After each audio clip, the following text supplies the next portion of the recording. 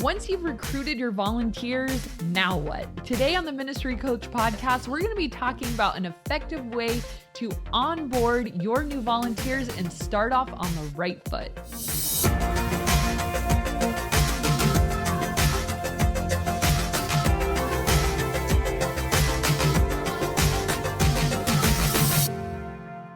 Hey everybody, welcome to the Ministry Coach podcast. If this is your first time joining us, we talk about all things youth ministry, so make sure you subscribe wherever you're watching or listening. We are here to help you fast track the growth and health of your youth ministry. My name is Jeff Lascola. This is Kristen Lascola. And today we're going to talk in a part one of a two-part series about how you can onboard your new leaders. Yeah, so if you listen to episode 11, we talked all about recruitment. So I guess you'd have to start there of like, well, where do these people actually come from? How do we recruit volunteers in the first place? So once we've done that, and by the way, if you want the quick summary of episode 11, we found that the best way to recruit volunteers is just through relationship, not a cold call from the stage or some serving fair. It's more, hey, I know you, or you're a friend of a friend, or we were in a Bible study together, or we volunteered somewhere together, just something like that to where you already kind of have like a vibe check on this person. Mm-hmm. You already have some relational clout with this person, and you have some chips in the bank with them. So that's the best place to start to find a volunteer. So once you've had those people, like Jeff said, how do you onboard them in the best way and make it smooth for them, smooth for you, and give a great, like start off on a great foot with this new volunteer. So once you have the person and you have them in mind and you're thinking, I want to ask them if they want to be a small group leader, or maybe they've approached you and they've said, hey, I'd love to be a small group leader. The first thing I always do is a social media check. So who they are online is a really big deal. If you want to know how big of a deal it is, check out episode 30, where we talk all about was our last episode of what does someone in ministry need to be careful of on social media, right? And how do we use it in a really God-honoring way? So sometimes I've had, especially like younger leaders, like right off the bat, like not interested, right, because of the types of things they post. And that's a really hard pill to swallow, because you could be a really nice person and really love the Lord and just make some bad judgment calls. But like we talked about on the last episode, I don't get to have every parent sit down with you and say, I know you're my kid's small group leader and you post some sketchy stuff, but I'm sure you're really nice. Like we aren't afforded that luxury to like, no, but like, you don't even understand me. It's like, no, what you put out there is how we understand you.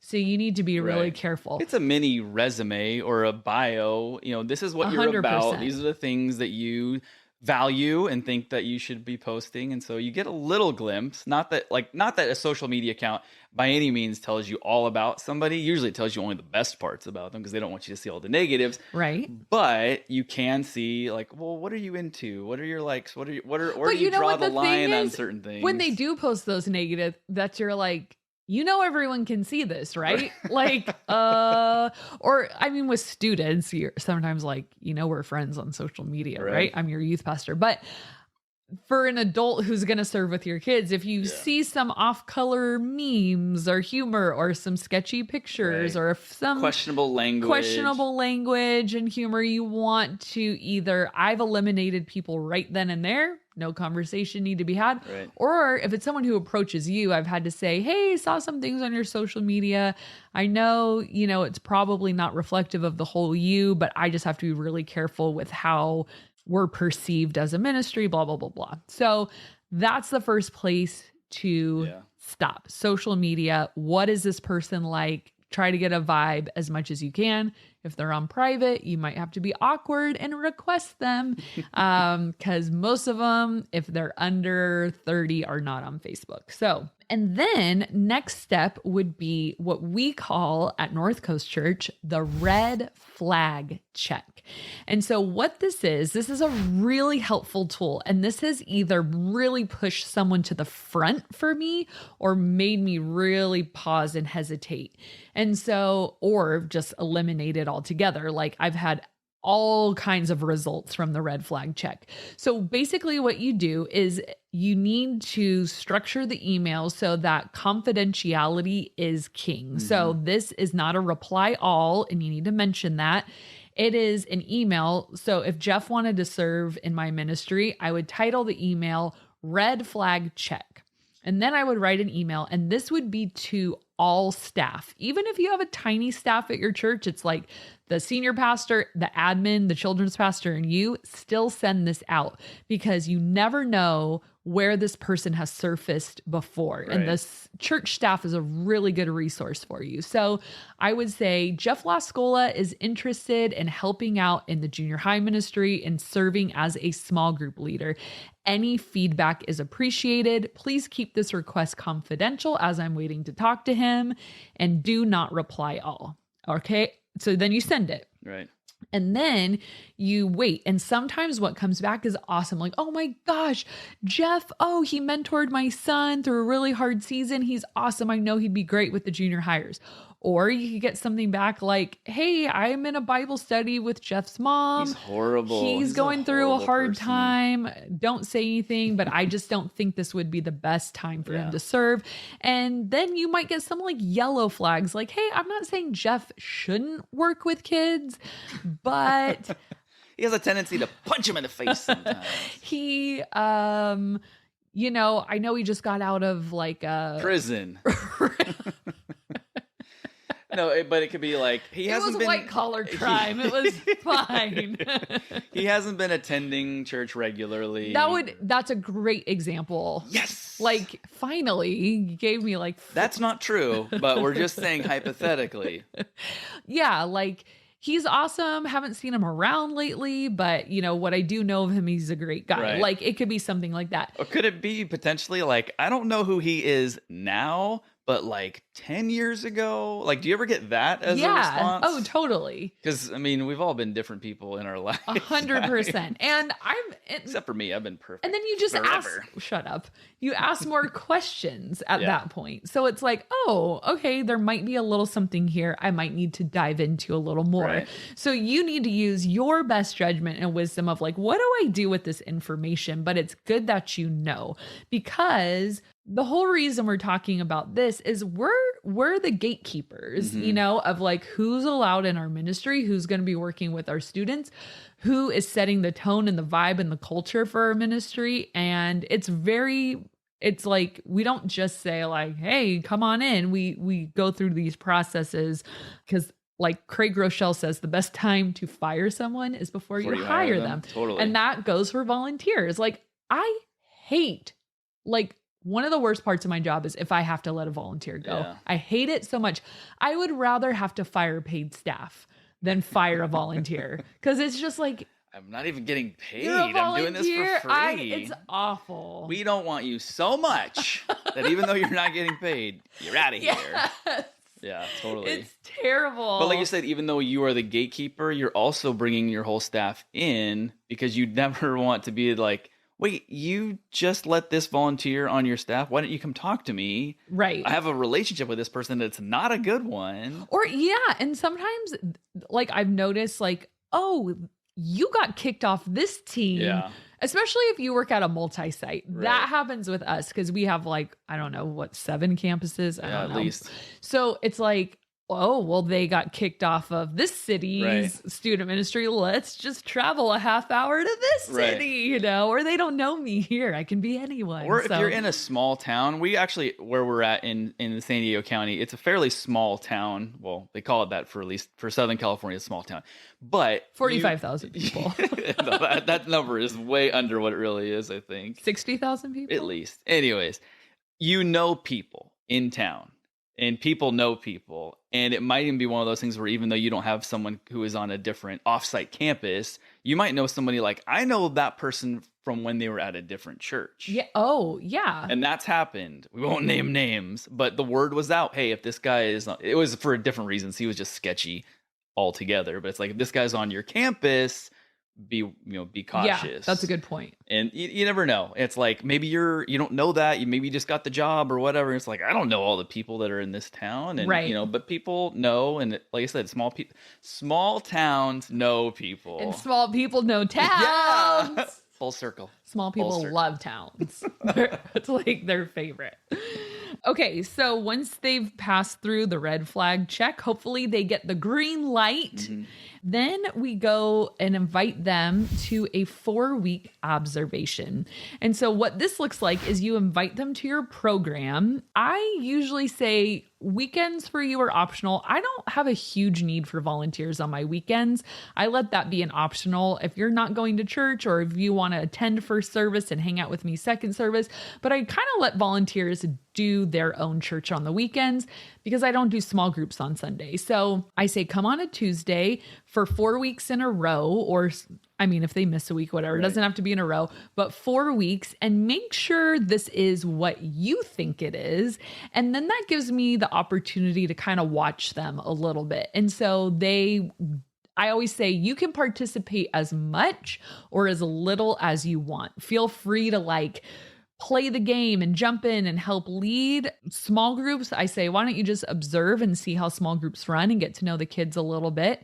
And then at the end of 4 weeks, what we do is, I say, hey, do you think this is a good fit? Mm-hmm. If I think it's a good fit, then I'm like, all right, well, I'm going to send you our application. Oh, you want to know? Let's pause really quick.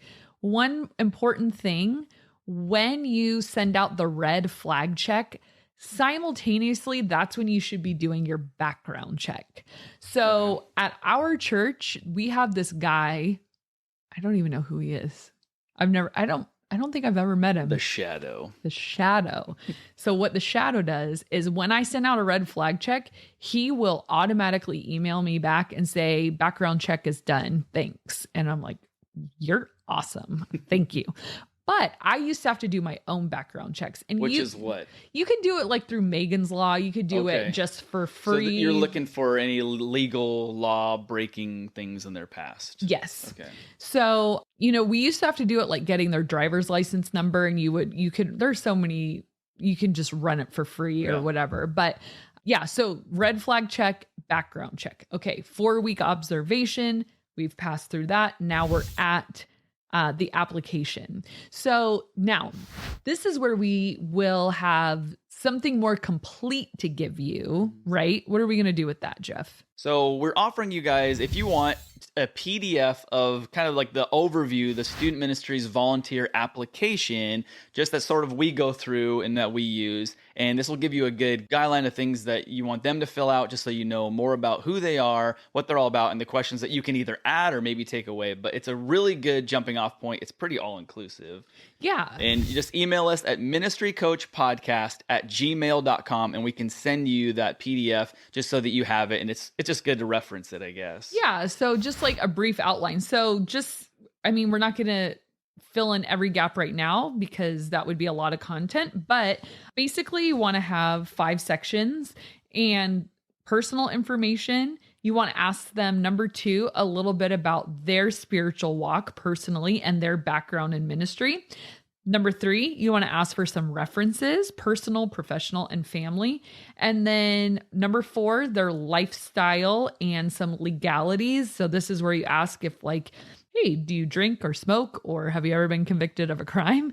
And then number 5, just those final notes of hey, is there anything else you'd like me to know about you, or anything else you'd like to talk about, before we move forward. So that's the 10 peso version. Yes. But if you guys want the full one that has all that stuff, again, email us ministrycoachpodcast@gmail.com, and we'll send you the PDF with all that stuff on there.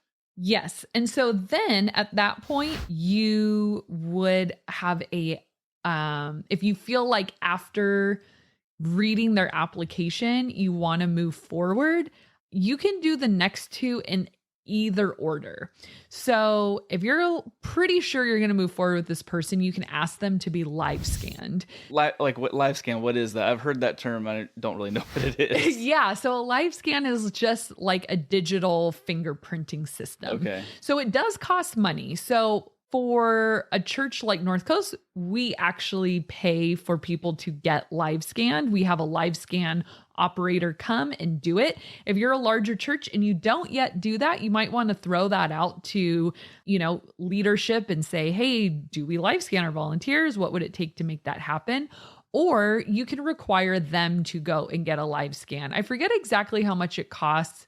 I had to have it done when I was a substitute teacher and I paid for it. And it wasn't astronomical. It's like $30. Is it cross-referencing like, oh, hey, you've been involved in crimes before. Yeah. So would that not come up in the background check? So this is like one extra step too, because background checks is this if you've been we watch a lot of Dateline. So is this if you've been committed a crime and they haven't nailed down, like your fingerprints are the one from that murder back 5 years ago? I guess it could happen. That's maybe. how it happens. Well, and so it's like, it continually updates. So if I was convicted of a crime or something like that while I was volunteering, it continually updates. Like, whereas a background check, all I know is what you've done in the past. Okay. So live scan, public schools require everyone to get live scan, and you go pay for it. You do it on your own. You really could tell your volunteers, hey, this is what we require. You probably want to talk to leadership about how you guys want to proceed with that. But with the way things are now, more and more churches are going the live scan route for everyone who works with minors. So you also want to interview them. So if you want to do live scan, then interview, or interview, then live scan, I would probably put the interview first, because I don't want someone to get live scanned and put into our system. And then I'm like, that interview didn't go so well, never mind, So you want to interview them first and then do the live scan. That makes sense. Yeah. I don't know why I said it was optional, because now that I'm really talking live scan or interview, like what order you want to do it in. Like it has to be the interview first and then the live scan. For there, unless your church is paying for it. But even then, your church is like, why do you keep live scanning people and then you don't hire them? Exactly. That would be so stupid. So yeah, like after you've gotten their application, you sit down, you talk with them, any other questions you have for them based on some of their answers. And this is just a really good opportunity to have some one-on-one time, because I know when they do the 4-week observation, I get very little time to like, hey, how did it go tonight? Like, it's just a quick conversation before they get in their car and leave. Cause I don't know about you, but program nights are so busy for me. I have a really hard time actually talking to people. So this is a time where I get to sit down, do another vibe check, like kind of get to know them. And then if you feel like it's a fit and they feel like it's a fit and you've done all of it, then you can go forward and make them official. And I really like to do some fun stuff to make them official. Do you do like a knighting process where they have to kneel down? You take a sword on each side. Not quite as serious as that. Something to consider. Yes, I have one volunteer who would love that. It's totally up his alley. And I think you know who I'm talking about. So what I do is I get a picture of them and I do a leader bio board. I think I've talked about them before. Yeah, it was back in the youth room setup and design. Yeah. I don't know if we showed them. If we didn't, we should have. I think we did. Okay. I remember taking them out for the shot. So it's like this little board and it's a picture of them and it asks them a bunch of fun personal questions. And it's like, kind of like you're official. And then I reprint their small group leader folder cover and I put their name on it. So making sure they know like, hey, this is your small group folder. So it'll be like Jeff and John, like you're on there. And then I get them some staff gear. So maybe that's a t-shirt from our, whether it's a staff shirt or just branding of the logo, the ministry logo, or a hat, whatever I have kind of laying around, to be honest, of like, hey, welcome to the team. Just rummage through the lost and found. This looks like some kid left this. They don't care about it. Sharpie our ministry name on there for you. That'll work. And so that's kind of like, wow, like welcome to the team, kind of some official stuff like that. And then this is going to be our next episode because we don't have time to get into it. It would be, again, a lot of content, but then it's time to train them. And so we're going to talk about maybe, I don't know, I do 4 weeks of training. If I'm feeling like I don't want to do 4, I condense it to 2 and then, make sure I get everything in there. So we're going to talk about that next week how to train your volunteers after you've onboarded them. Yeah, so make sure you guys stick around for that. If you haven't already subscribed, make sure you do so. Thank you so much for watching and listening, and we will see you next time.